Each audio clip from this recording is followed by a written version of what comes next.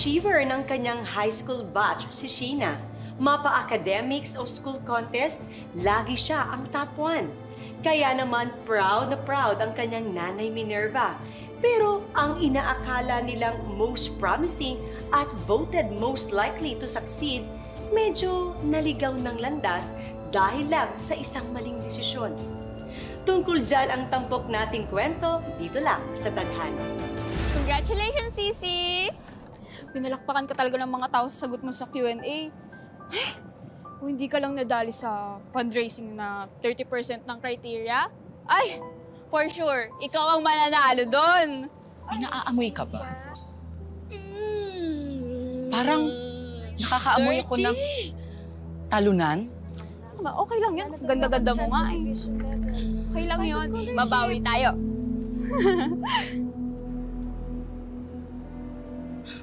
Kawawa ka naman, Sheena. Sabi ko naman kasi sa'yo, huwag ka nang umambisyon sumali sa Miss Scientech eh.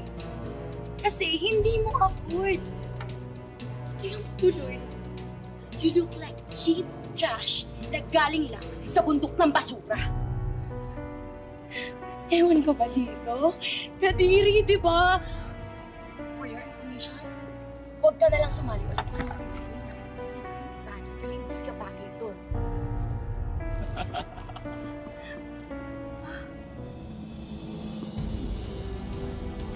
Can I borrow your lipstick? Yes! Like something, may kulang. I think dito. Oh my God! Ayan! Diinan mo, ano yung naaawa ka ba sa kanya? Hindi ako naaawa sa kanya. Gusto mo gawin natin siya. Tama na! Tama na! Huwag mo sasaktan ng kaibigan ko, ha? Sige! Tama talaga ng ugali. Tumipidyo ka pa. Talunan. Vanji, wait! Vanji, tama na! Tumigil ka na! Vanji, ano ba? Vanji! Kanina ko mapigil ng video. Hindi nga eh! Ano ba? Gusto mo ikaw din? Tama na! Sige! Wait! Ano to? Ano to, ha? Bakit yung pinagkakaisa na anak ko? Ha? Ano?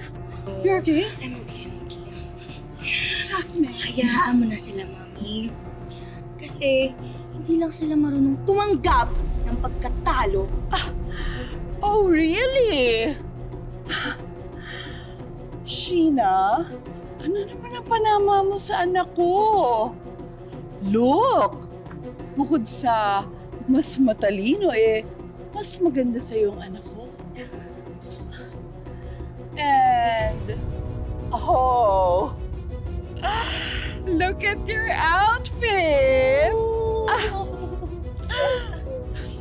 Yeah, it's so tacky and disgusting.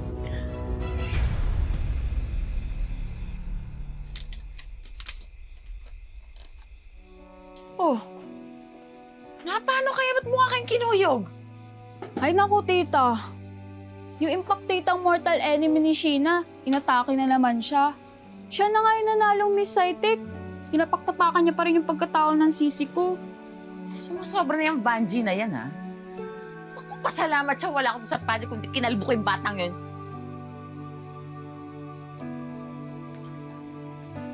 Pasensya ka na, anak, ha? Hindi na ako nakahabol. I-understaff kami sa grocery kanina, eh. Sige na, kain na kayo. Wow. Sarap naman na ito, tita.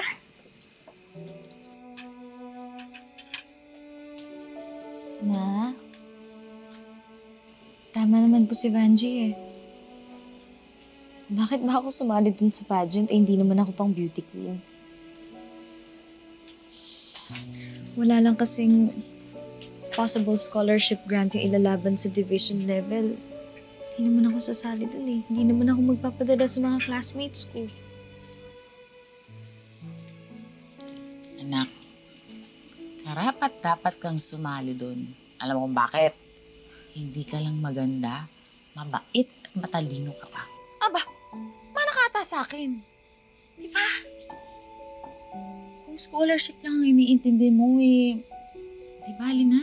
Maghahanap na lang tayo ng iba. Marami dyan. Thank you, Ma. I love you. I love you.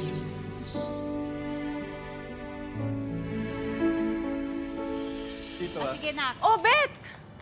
Uy, Ate Minerva. Kamusta ka na? Long time no see ah. Kamusta kayo? Sino na ba to? Dalaga na. Hi po, Tita Obet. Oh, wag ka nang magmano. Fist bump na lang. Tsaka wag ng Tito Obet. Kuya Obet na lang.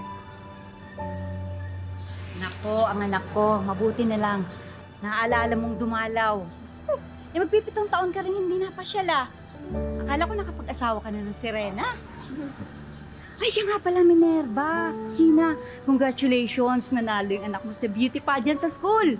Oo, naka-second runner-up siya. Tsaka nanalo siyang best Q&A sa Miss Scitex sa school nila. Proud na proud nga ako dito sa anak kong to. Naku, sana hindi matulad sa'yo, no?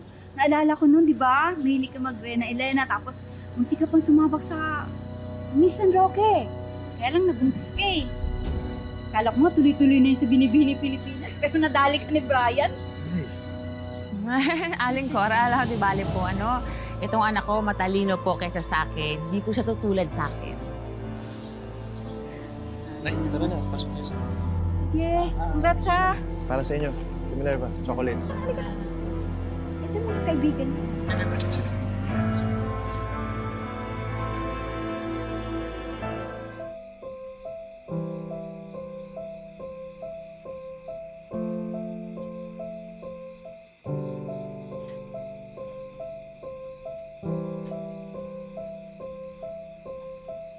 Ma? Okay ka lang po ba? Eh, masakit man isipin pero tinamaan ako sa sinabi ni Aling Cora kanina eh. Siguro kung hindi ako nabuntis ng maaga, umabot pa ng Miss Universe pageant ang ganda ko.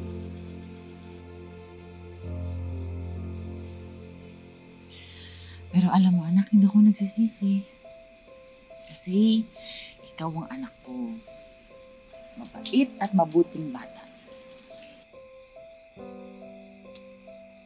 Pangako mo sa akin, hindi ka tutulad kay mama ha.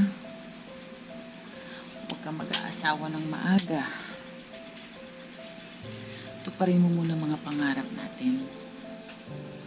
Kailangan mo magsumikap para makakuha ka ng scholarship. Makapag-aaral ka sa magandang university. Dahil ko na lang pag-asa kong umasenso sa buhay. Para hindi na tayo tapak-tapakan ng mga tao. Mama, pinapangako ko po sa inyo. Hindi ko lang po basta gagalingan. Lalagpasan ko rin po ang expectations niyo sa akin. I'll make you a proud mom.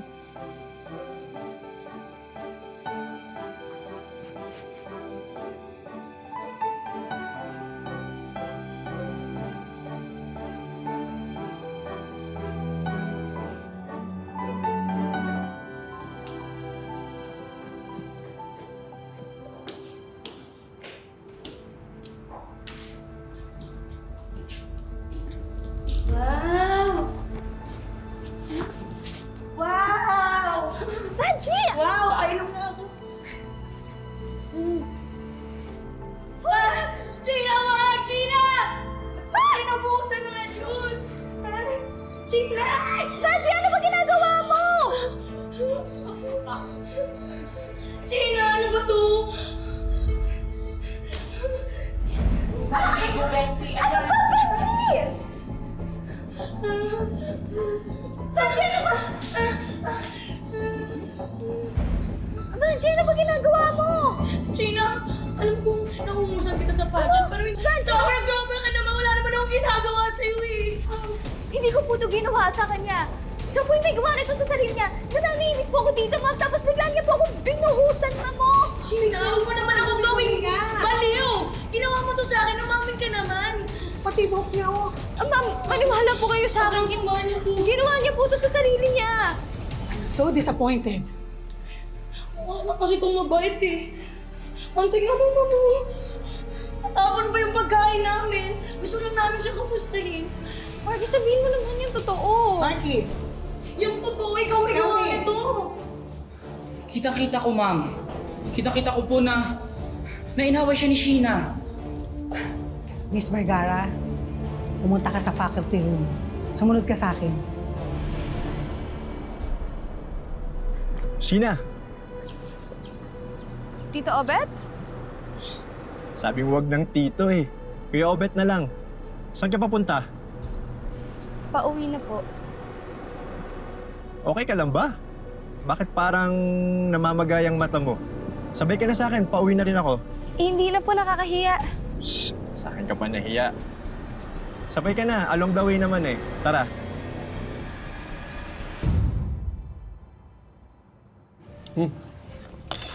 Pasensya ka na.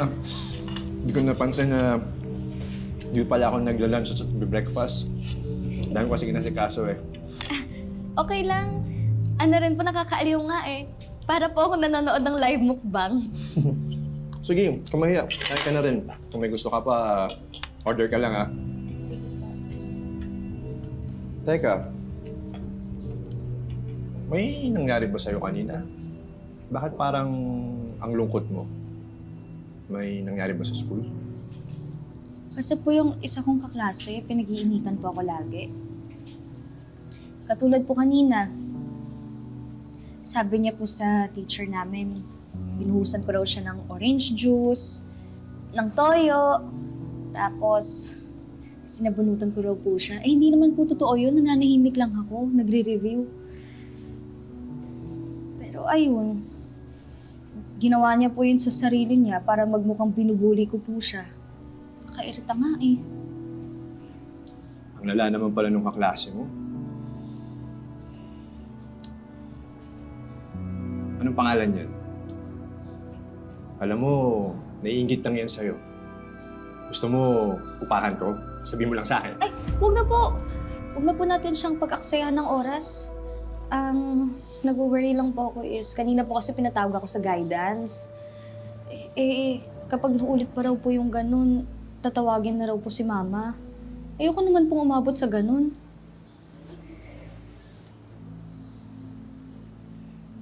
Alam mo, nagkaroon ng time na nalagaan kita. Ako yung nagbantay sa bahay niyo noon nung nagka-emergency sa work si Ate Minerva. Noon pa man, matalino at mabait ka ng bata.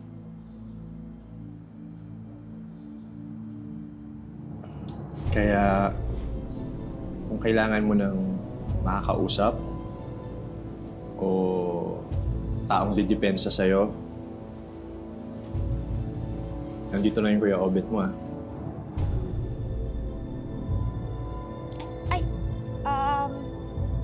Kain na po tayo at baka hinahanap na po ako ni Mama. Sige, yun natin mauubos, iuwi mo na lang. Wag mo na lang sabihin kay Ate Minerva o sa iba pa man na kumain tayo, ha? Apa. Sige, kain ka lang.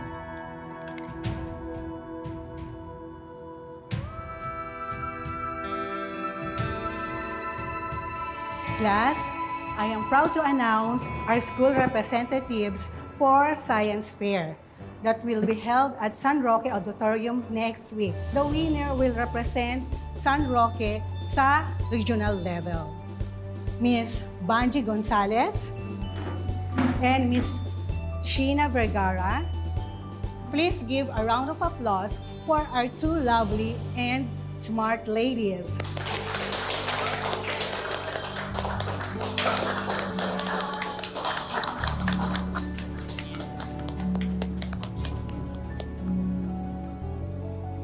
Congratulations, Sisi!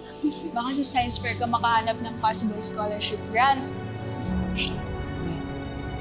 Congrats, Vange. Yes. Tight. Vange, alam mo namang ayokong may kahati ako sa spotlight. Di ba? Ate na, bakla ka ng taon. Ano magagawa natin? Ganun yung batas ng school. Yun talaga, dalawa naman talaga representative sa Science Fair, di ba? Kahit dati pa.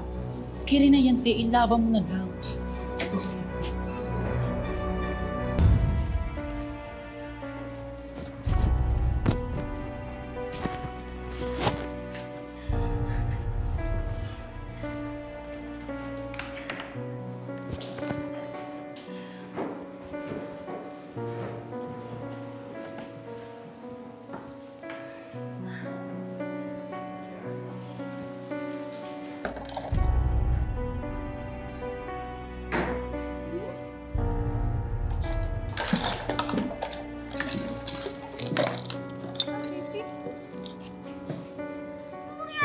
check ko.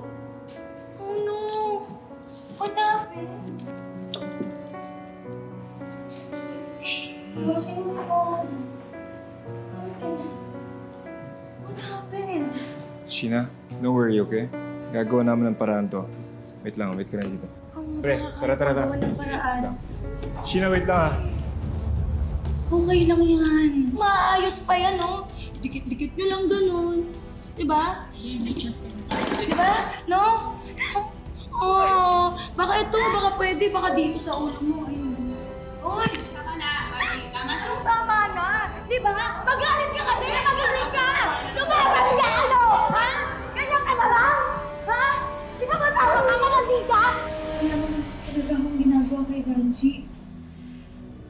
Sa totoo lang po, sinabi niya pa nga po sa akin na siya lang daw po yung karapat-dapat na representative ng section namin para sa science fair. So, ano to? Pinapalabas mo na my daughter's a liar? Ha? Mrs., hindi marunong magsinungaling ang anak mo. Ma'am, nakausap niyo na po ba yung mga ibang kaklase na nakawitness ng away nilang dalawa?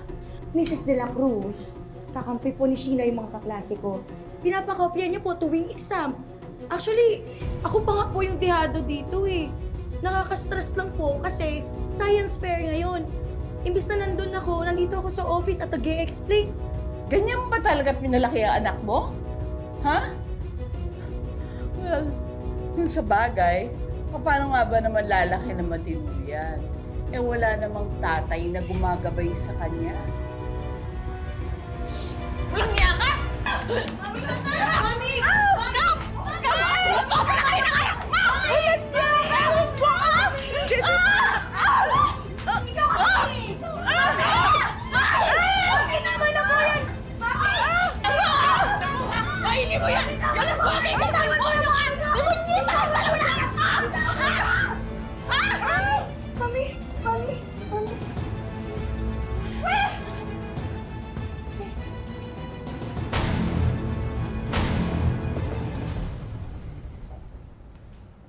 Alam naman nating lokal-lokal yan si Vanji. Hindi na tayo dapat nagugulat. Oo nga. Sheena, I think the best thing to do is to stay as far away as possible from her, okay? Alam nyo, sige, ganito. Treat ko kayo.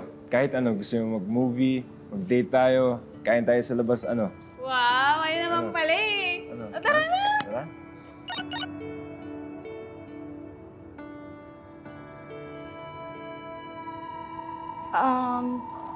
Sizi, Dylan. Una na ako Bye-bye. Hoy, teka! Hoy! Ayaw nga pala. Violet, may ano pala ako.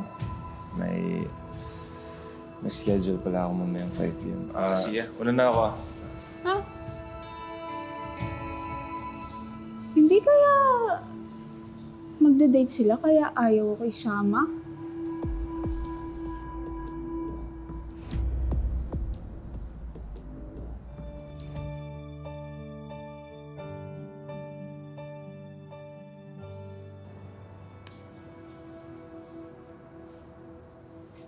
Sheena, okay ka lang ba? Namumutla at pinagpapawisan ka ng malala eh. Baka anemic ka, girl. Hindi. Okay lang ako. Kulang lang talaga ako sa tulog. Uy! Okay ka lang? Uy, ano nangyayari sa'yo? Okay ka lang ba?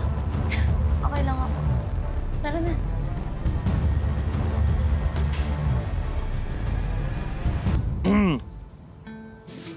Sheena, sabihin ako, hindi pansin yung mga galamay ni Vanji na nangyayari sa'yo, okay? Naniniwala ka sa akin? Bakit? Sige naman. I've known you since elementary. Kilalang kilala kita, hindi ka naman ganun eh. Okay? Thank you, That means a lot. Cheer up na, I have something for you. Hulaan mo ko na. Ano yan? 1, 2, 3, Chopin. Yan. Oh, asado yan, hindi yan bola-bola. Alam mo talaga favorite ko, no? Pre. Higutin mo. Teka lang, may papel.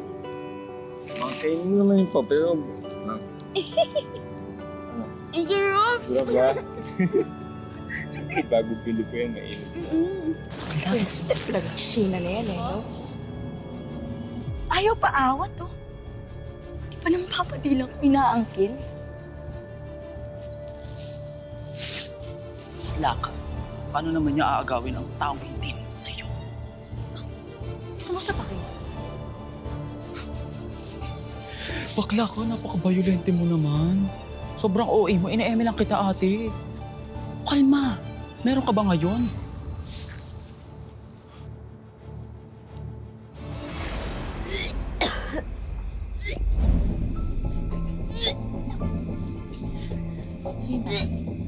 Sheena, ano nangyayari sa'yo, anak? Wala lang po ito maano ng photo hyperacidity. Saan galing itong mga dress na to?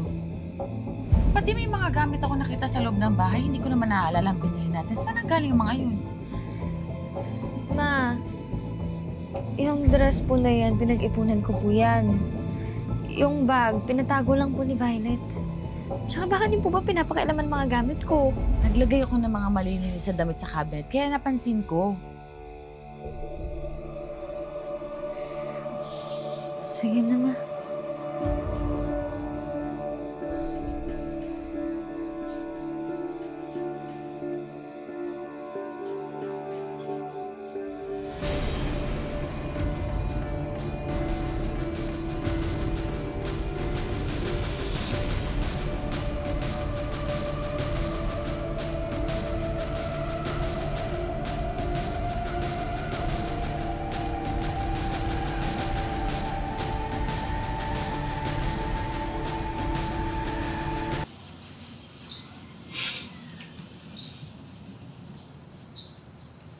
Sheena, anong ginagawa mo dito? Anong ginagawa mo dito sa OB-GYN clinic?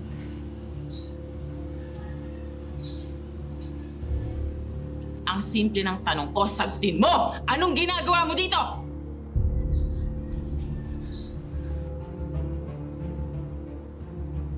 Sumagot ka.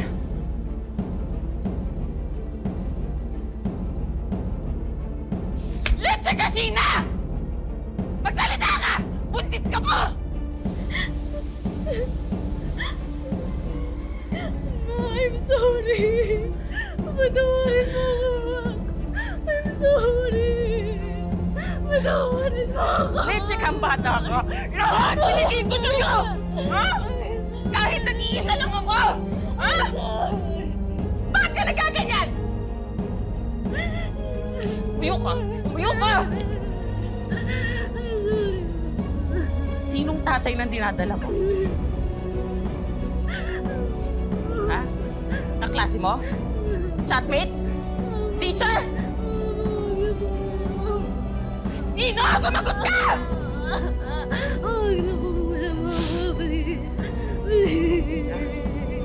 Sabihin mo sa akin.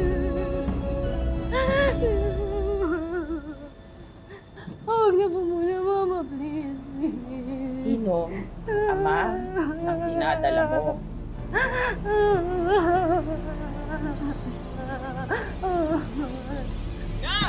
Sumagot ka! Si Kuya Obet po! Siya po! Si Kuya Obet po yung tatay, Mama! Sorry. Yung kababata ang kapitbahay natin? Hayop na Obet na yun. Papatayin ko siya! Mama! Ma! Ngayong buntis na si Sheena, paano na lang ang scholarship application niya para makapag-aral pa sa ibang bansa? Mawawala na nga ba ang lahat? Paano haharapin ng mag-ina ang mga bagong pagsubok na paparating sa buhay nila? Abangan ang pagpapatuloy sa susunod na Sabado dito lang sa Tadhana. Mga kapuso, ako po si Marian Rivera. Kayang-kaya kitang buhayin. Lilibutin natin ang mundo. Kaya sumama ka na sa akin. Dali, tara. Bitawan mo ako! Bitawan